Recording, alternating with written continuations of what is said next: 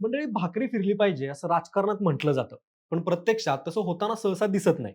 क्रिकेटमध्ये मात्र सतत भाकरी फिरती ठेवावी लागते, कारण प्लेयर्सचा फॉर्म आणि वय बघून पुढची योजना आखावी लागते.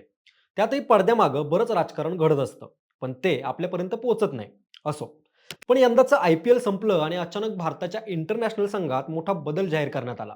2 T20 विश्वचषक जिंकून देणाऱ्या कर्णधार सूर्याला बाजूला करून किंग्स इलेव्हन पंजाबचा सरपंच म्हणजेच IPLचा किंग म्हणजे श्रेयस अय्यरला भारतीय T20 संघाचा कर्णधार घोषित करण्यात आलं.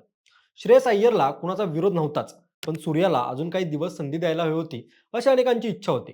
त्यासोबतच आपल्या लाडक्या वैभव सूर्यवंशीला देखील इंटरनॅशनल संघात निवडण्यात आलं, त्यामुळं त्याचं पदार्पण पाहण्याची उत्सुकता क्रिकेट प्रेमींमध्ये निर्माण झाली. पण अय्यरची कॅप्टन्सी आणि वैभवची एंट्री दोन्ही भारतासाठी निराशाजनकच ठरत आहेत. इंटरनॅशनल क्रिकेटमध्ये श्रेयस अय्यरची कर्णधार पदाची जादू चालत नाहीये. श्रेयस IPL मध्ये कर्णधार म्हणून कमाल करतो, मोठमोठे सामने जिंकतो, आपल्या संघाला ट्रॉफीच्या शर्यतीत पोहोचवतो.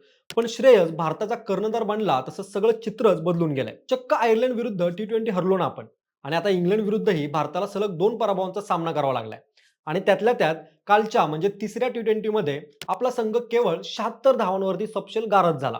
त्यामुळे आता सोशल मीडियापासून ते क्रिकेट एक्सपर्ट्स पर्यंत एकच प्रश्न विचारला जातोय: IPL मध्ये यशस्वी असलेला कर्णधार आंतरराष्ट्रीय क्रिकेटमध्ये का गणतोय? इकडची जादू तिकडे जाऊन फ्लॉप का जाते? नेमकं काय चुकतंय, हे सगळं जाणून घेणार आहोत आजच्या व्हिडिओच्या माध्यमातून.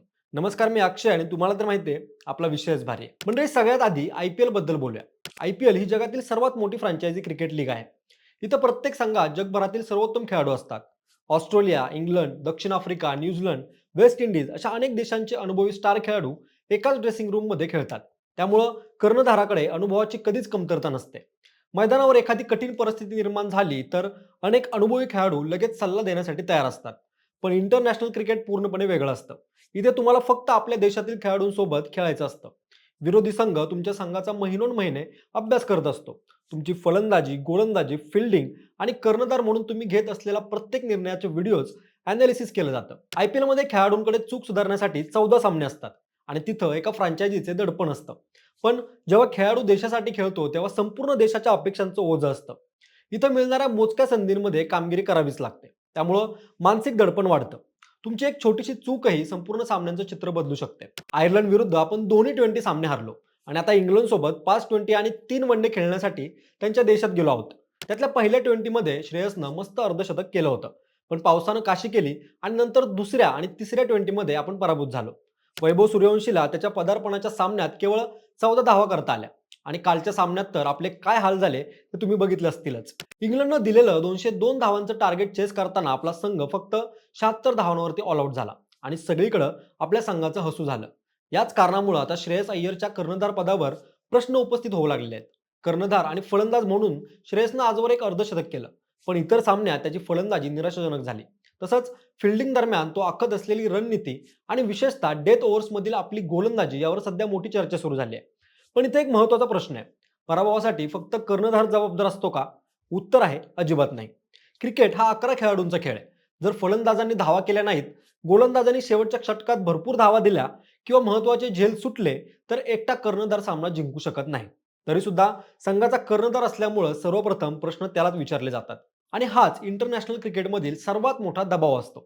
IPL मध्ये एखादा सामना हरलात तरी पुढच्या सामन्यात लगेच पुनरागमन करण्याची संधी असते. पण भारताचा संघ पराभूत झाला की दुसऱ्याच दिवशी संपूर्ण देशात चर्चा सुरू होते. सोशल मीडियावर ट्रेंड सुरू होतात. टीव्हीवर डिबेट्स रंगतात. माजी क्रिकेटपटू आपली मतं मांडू लागतात आणि कोट्यवधी भारतीय चाहत्यांच्या अपेक्षांचं ओझं थेट कर्णधाराच्या खांद्यावर येऊन पडतं. हा दबाव प्रत्येक खेळाडूला पेलणं शक्य नसतं. आता फलंदाजीबद्दल बोलूया. IPL मधील अनेक मैदानं आकारानं लहान असतात. अनेक खेळपट्ट्या फलंदाजीसाठी पोषक असतात.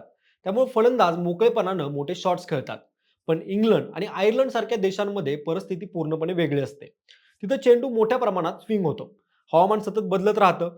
नवीन चेंडू फलंदाजाची खरी परीक्षा घेतो. त्यामुळं IPL मध्ये सातत्यानं यश मिळवणारे फलंदाजही इंटरनॅशनल क्रिकेटमध्ये संघर्ष करताना दिसू शकतात. श्रेयस अय्यर आणि वैभवच्या बाबतीतही सध्या असंच चित्र पाहायला मिळतंय. अय्यरच्या कर्णधार पदावर प्रश्न उपस्थित होण्याचं कारण म्हणजे चाहत्यांनी त्यांच्याकडून खूप मोठ्या अपेक्षा ठेवलेल्या आहेत. आणि वैभव IPL मध्ये करतो तशी फटकेबाजी इंटरनॅशनल मध्येही करताना बघायचंय, पण त्याच्यावर खूप दबाव आल्यामुळे तो अजून चमकू शकलेला नाहीये.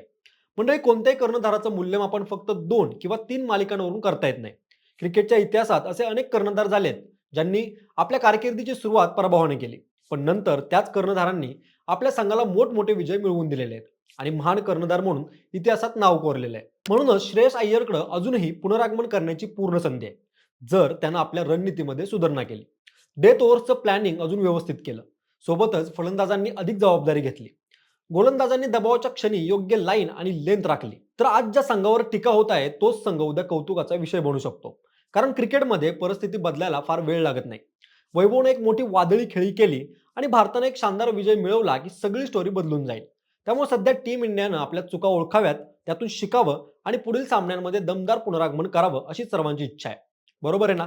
तुम्हाला काय वाटतंय? सरपंच श्रेयस आणि वैभव मार्केट गाजवणार की नाही ते कमेंट करून नक्की सांगा आणि सोबतच आपल्या विशेष भारतीय YouTube चॅनलला सबस्क्राईब करायला विसरू नका. धन्यवाद.